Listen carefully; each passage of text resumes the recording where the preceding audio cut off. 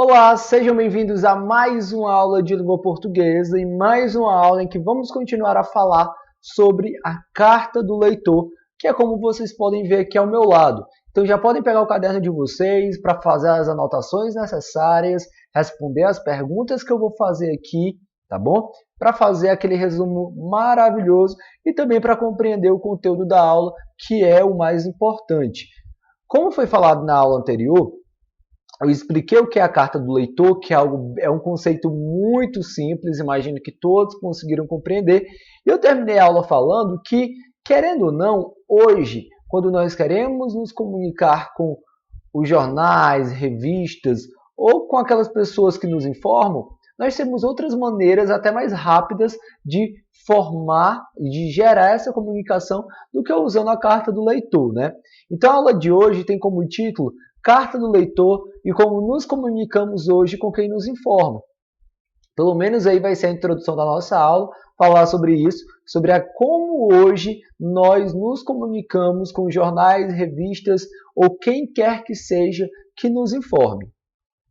Então é importante recapitular aqui um pouco sobre o que é a carta do leitor, né? Como o próprio nome fala, se trata de um gênero que tem um formato tradicional da carta, em que você vai encontrar ali aquela estruturazinha de ter o local em que a carta foi escrita, de ter a data em que a carta foi escrita, depois de ter aquela famosa saudação, né? Seja um olá, seja algum cumprimento com quem você está falando. Então, depois da saudação, você vai direto ao assunto. Na carta do leitor, por se tratar da carta de um leitor, essa carta, o assunto geralmente é para falar sobre uma matéria, uma notícia, algo que você leu no jornal ou na revista. Seja para criticar o que você leu, seja para elogiar, para dizer que adorou, que aquilo foi muito importante para você. Até porque, realmente, né, pessoal, a gente lê uma notícia, uma matéria, nos ensinando sobre algo, nos informando sobre algo que realmente nos ajuda, o que é que custa ir lá elogiar quem fez aquilo, não é? Então, seja para elogiar, para aconselhar, para dar sugestões do que eles podem fazer ainda de melhor. Enfim, depois de escrever o teor da sua carta, você encerra colocando a despedida e a sua assinatura, que é para deixar claro, né, quem é o autor dessa carta. Então é algo muito simples, como eu falei, é um conceito muito fácil de se compreender. Então nós vamos iniciar a aula vendo que outros meios hoje nós usamos para nos comunicar com essas pessoas que nos informam. Então vamos lá, tente aí pensar primeiro você. Essa pergunta é para você. Como é que hoje, se você quisesse se comunicar, por exemplo, você leu lá uma matéria de um jornal online, supondo o Jornal o Povo, o Jornal Diário do Nordeste, que são jornais aqui do Ceará. Você leu uma matéria que ou lhe deixou com muita raiva, ou você gostou muito, ou você leu a matéria e viu que poderia ficar ainda melhor, e aí você quer entrar em contato com o jornal para dar a sua opinião, para falar o que você achou. Como é que você faria isso? Você realmente escreveria uma carta, iria até a agência do correio daqui de Jijoca, entregaria, colocaria o endereço para qual você queria enviar aquela carta, que no caso seria o endereço do jornal. Teria que esperar um tempão até chegar lá, depois ficar esperando para quem sabe ser respondido sem ter certeza? Claro que não, né? Você com certeza hoje tem formas melhores de se comunicar com essas pessoas. E eu coloquei aqui do lado alguns exemplos rápidos, que eu imagino que você tenha pensado neles, ou pelo menos em alguns deles. Vamos começar até por um mais formal aí, que é o e-mail. Aí você pode pensar, inclusive, professor, o e-mail, de certa maneira, não é uma evolução da carta, né? Porque também no e-mail, principalmente nos e-mails mais formais, que é quando a gente fala com uma empresa, ou quando a gente fala com alguém que é importante socialmente para nós geralmente escrevemos um e-mail, se formos escrever, nós escrevemos esse e-mail com mais cuidado. Ali parecendo com a carta, né? Com aquela saudação, não precisa da data, né? Nem da hora, até porque isso já tem no e-mail. Você envia o e-mail, já vai com a data e a hora, isso é automático. Não precisa escrever a data e a hora que você está enviando. Mas você começa do mesmo jeitinho da carta, com a saudação, né? Meu querido, minha querida, olá, enfim, aquela saudação para dizer com quem você está querendo falar. E aí depois da saudação, você vem dizendo o que você quer dizer, né? Dizendo o que você quer falar, qual é o teor daquele teu e-mail, e depois a despedida, né? Atenciosamente, vamos supor que é o meu e-mail, eu posso terminar atenciosamente, Matheus Marques, ou como eu tenho já uma assinatura automática no meu e-mail, né? Sempre termina com atenciosamente, professor Matheus Marques. Então o e-mail, ele é essa evolução da carta, e muita gente hoje, quando quer se comunicar com um jornal, com uma empresa, com uma revista, ou com algum jornalista, né, para dizer o que achou de alguma coisa que ele leu daquela pessoa, com um escritor, por exemplo, ele pode usar o e-mail, que é uma maneira até mais formal. Mas eu imagino que vocês, se vocês quisessem se comunicar com eles, com algum jornal, vocês não usariam o e-mail, não é? Até porque para vocês não é nem um costume, então provavelmente vocês iriam, o que eu chamei aqui de chat das redes sociais, porque cada rede social tem um nomezinho, né?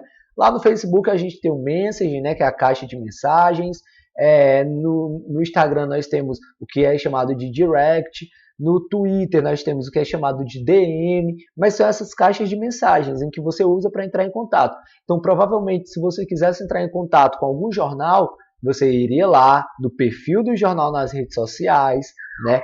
Buscaria lá o íconezinho da caixa de mensagem, clicaria e escreveria a mensagem, porque assim você até saberia se eles tinham visualizado ou não. Uma outra maneira que é até mais rápida, porque mesmo que o jornal, que você não tenha certeza se os editores, se as pessoas do jornal vão ler, mas muitas pessoas fazem isso, que é fazer um comentário direto na postagem. Então, por exemplo, se é a postagem de uma matéria pelo Facebook, as pessoas já vão lá no Facebook mesmo e comentar o que acharam, se não gostaram, né? Quantas vezes eu já li matérias em que embaixo tinha nos comentários falando: ah, eu não acredito, uma matéria tão desnecessária para vocês fazerem, né? Principalmente quando se trata de política, tem muito comentário positivo de um lado e muito comentário negativo do outro. Então muita gente procura se comunicar rapidamente através dos comentários, mas eu lhe pergunto, por exemplo, no Facebook, numa postagem que tem 1000 comentários, você acha mesmo que o jornal vai ler? Então, se você realmente quer que ele leia aquela tua crítica ou aquele teu elogio, você não vai fazer um comentário, né? Porque provavelmente eles não vão nem ler. Então, ou é por e-mail, ou é realmente por uma carta do leitor da maneira tradicional, ou então é pelo chat, porque pelo menos aí você tem um controle se eles visualizaram ou não. E uma outra maneira é fazendo menção nas redes sociais, né? Então, muita gente, ao querer fazer um elogio, uma crítica, publica na sua página, por exemplo, no Facebook, ou nos stories no Instagram, ou mesmo no Twitter, e o que é que ele faz? Ele marca o perfil de com quem ele está querendo falar. Então, se eu quero, por exemplo, fazer uma crítica a uma matéria do jornal Diário do Nordeste, eu vou lá no Facebook, ou no Instagram, ou eu vou, por exemplo, no Twitter, e escrevo o que eu penso na minha rede social e apenas marco. Mas é aquela famosa história, né? Como eu falei sobre os comentários.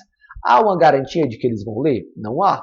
Então tudo depende se você realmente só quer que as pessoas saibam o que você está achando, ou se você realmente quer que os jornalistas leiam o que você achou sobre o que eles escreveram, tá bom?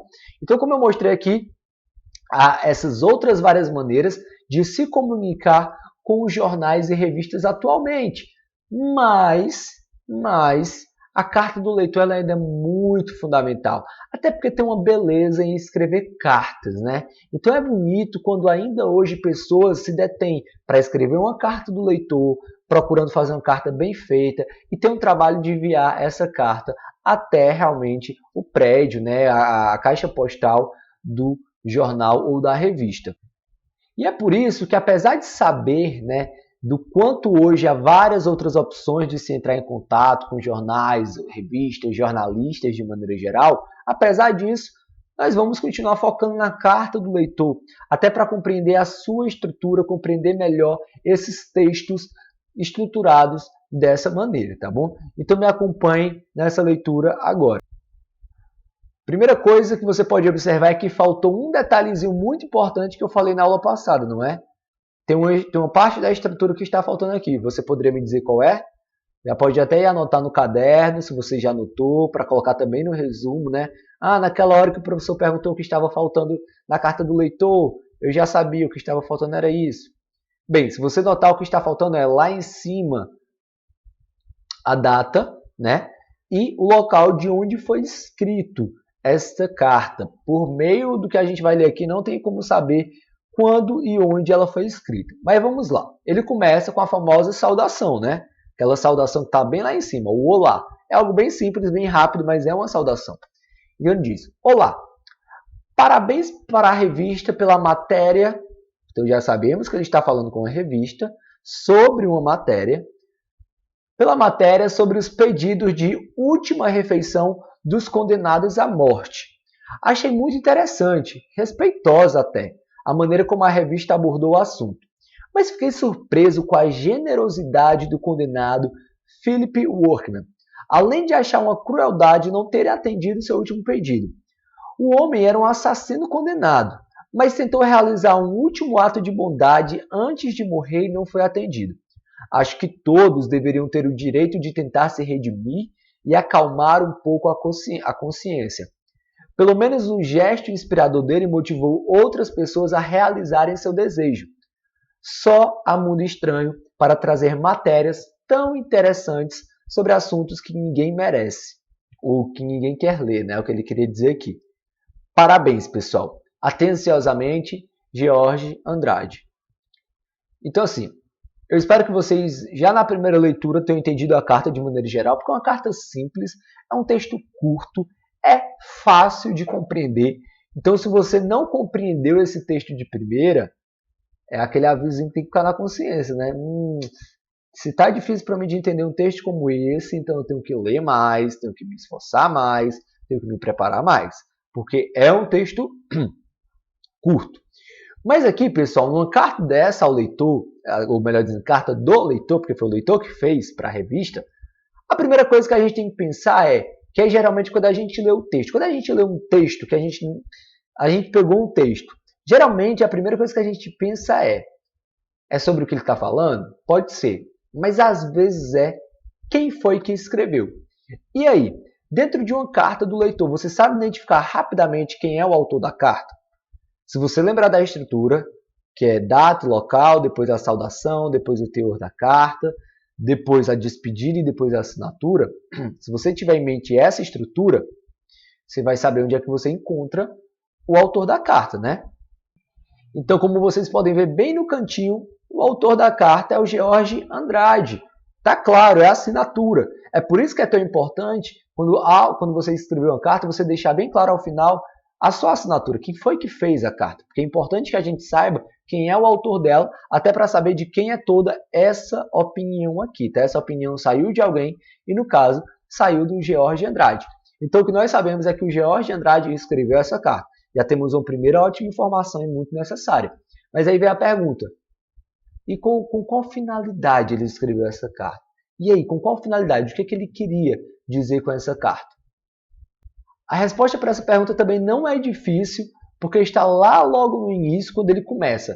Parabéns para a revista. Então fica logo claro que aqui ele queria criticar? Não, não é? Ele queria elogiar a revista por alguma coisa. No caso, a gente descobre que é por essa matéria aqui, sobre os pedidos da última refeição dos condenados à morte. Então, é uma carta que visa, que tem como finalidade elogiar a revista. É claro que ele faz outros comentários dizendo, né, que ele não concorda com a questão de que nessa história aquele homem não teve seu último pedido atendido. É um comentário dele sobre a história. Mas aqui ele não está criticando a revista, ele está comentando a história, tá? É outra coisa. Mas de maneira geral o que a gente vê então é que ele elogia a revista. Então olha que fácil. Rapidamente numa cartinha como essa deu para notar quem é o autor e qual foi a finalidade dele, que no caso, elogiar a revista. Mas aí, vem uma outra pergunta. Ok, o autor é o George Andrade, foi para parabenizar, né? Foi a finalidade dele, mas parabenizar quem? Para quem que é essa carta? Aí você fala, professor, você já falou, é para a revista. Ok, mas que revista? Ele não está parabenizando todas as revistas do mundo. Qual é a revista que ele está parabenizando? E aqui eu queria que você realmente lesse com mais calma para tentar encontrar a resposta para essa pergunta. E aí, sozinho você consegue encontrar?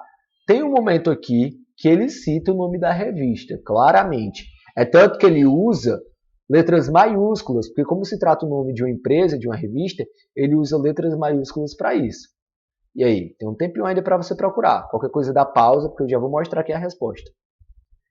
Então, como vocês podem ver aqui ao meu lado, né, a revista para quem ele escreveu essa carta é a revista chamada Mundo Estranho, que dá até para imaginar quais são as temáticas abordadas nessa revista. São coisas estranhas? Talvez, mas coisas curiosas, assuntos curiosos que podem chamar a atenção das pessoas, tá? Geralmente ligado à ciência ou à história ou algo parecido. Então, quando ele fala aqui, ó, só Mundo Estranho para trazer matérias. Então, só a revista Mundo Estranho, né, para trazer essas matérias que para ele são tão interessantes. Então, observe que pescando algumas informações aqui do texto, nós descobrimos rapidamente, até pela assinatura, quem fez a carta, quem é o autor dela, qual foi a finalidade dele, que foi no caso de elogiar, e para quem, que no caso foi para a revista Mundo Estranho. Então, conseguir obter essas três informações ao ler uma carta do leitor, ela é fundamental. Você conseguir identificar quem é, com qual finalidade e principalmente até para quem foi dirigida, é fundamental, tá bom? Se você não conseguir ler uma carta e pescar essas três informações, a sua compreensão ela está falha. Mas ainda para além disso, existe um detalhe importante na carta do leitor, que se trata até do que a gente viu na quinzena passada no artigo de opinião, que é o teor opinativo dela. A carta do leitor, como foi falado desde a aula passada, como eu já reforcei aqui, é justamente para o leitor falar o que achou sobre alguma coisa que ele leu naquela revista ou naquele jornal. Então, de cara, a gente percebe que é opinativo. Se ele vai elogiar, é a opinião dele que é bom. Se ele vai criticar, é a opinião dele que é ruim. Se ele vai dizer algo que a revista ou o jornal pode fazer, né, dar uma sugestão, é a opinião dele de que aquela sugestão dele pode ajudar a revista. Então, é um texto totalmente opinativo, ok? E a pergunta é, você conseguiria encontrar as palavrinhas aí que marcam a opinião dele? Conseguiriam? E aí, se você lembra aí das nossas aulas sobre as classes de palavras, né?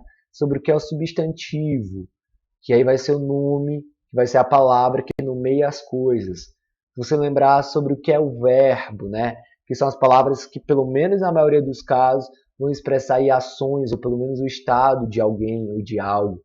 Se você lembrar, por exemplo, o que são os adjetivos, você vai lembrar que adjetivos é o quê? É uma palavra que denota uma característica, uma qualidade dada justamente ao substantivo, justamente dado a uma pessoa ou a uma coisa. Então, se você parar para pensar, qual é a classe de palavras geralmente usada para demonstrar opinião? Se você pensar um pouquinho, até pelo que eu acabei de falar, é o adjetivo, não é? O adjetivo é quando eu dou uma qualidade a alguém. E essa qualidade que eu dou a alguém, geralmente, é a minha opinião.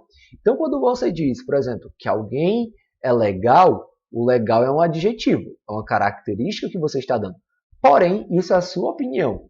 Quando você diz que essa mesma pessoa, em outro momento, se alguém falar que ela é chata, da mesma forma, é a opinião dela. Se você acha o conteúdo de hoje chato, esse chato aí, como adjetivo, é uma característica que você está dando, mas é a sua opinião. Assim como se você achar que é um conteúdo bacana, esse bacana também é a sua opinião. É uma característica que você está dando, mas é uma característica que, como eu estou falando, é você que expressa, é você que acha. Então você tem que provar se isso é certo ou não. Então, dentro desse texto, vocês conseguiriam encontrar as marcas aí, os adjetivos que denotam fortemente a opinião. E aí, será que conseguem?